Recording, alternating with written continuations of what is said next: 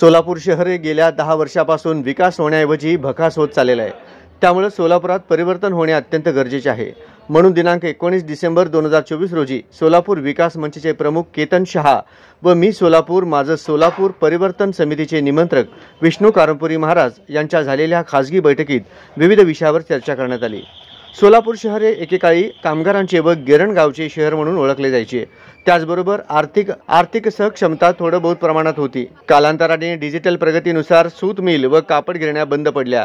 त्याचबरोबर यंत्रमाग उद्योग व बिडी उद्योग शेवटच्या घटकामध्ये मोजत आहे। त्यात भर म्हणून युवकासाठी कुठलेही काम उपलब्ध नसल्याने परगावी व परराज्यात कामासाठी जात आहेत।